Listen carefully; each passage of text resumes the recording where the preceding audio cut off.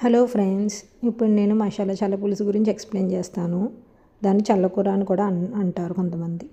మేము చల్ల పులుసు అంటాం. అది ఒక బౌల్లో పెరుగు తీసుకోవాలి.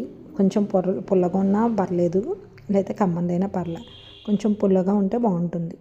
ఒక పెరుగు తీసుకుని ఒక బౌల్లో ఒక పెరుగు తీసుకుని ఎంత కావాలంటే అంత క్వాంటిటీతో చేసుకోవాలి.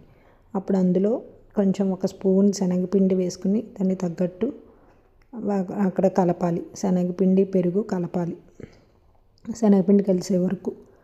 తర్వాత అది మరిగించాలి. ఒకసారి మరిగిస్తుంటే పక్కన ఒక ప్యాన్లో తాలింపు వేసుకుని ఆవాలు, జీలకర్ర, మినప్పప్పు వేసుకుని ఆనియన్స్ ముక్కలు వేసుకోవాలి. ఆనియన్ ముక్కలు వేగించాక అప్పుడు అందులో పొడి కారం వేయాలి.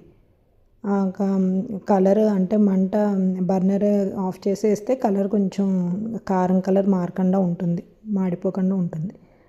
అప్పుడు పక్కన మరిగిన పెరుగులో అందులో సాల్ట్ వేయాలి. సాల్ట్ వేసాక అప్పుడు ఉల్లిపాయలు, కారం వేగించింది అప్పుడు పెరుగు దాంట్లో కలపాలి. పెరుగు దాంట్లో కలిపాక ఒక 5-6 నిమిషాలు మరుగొచ్చే వరకు ఉంచి కలుపుతూ ఉండాలి. అప్పుడు మసాలా చల్ల పులుసు దాన్ని రెడీ అవుతుంది.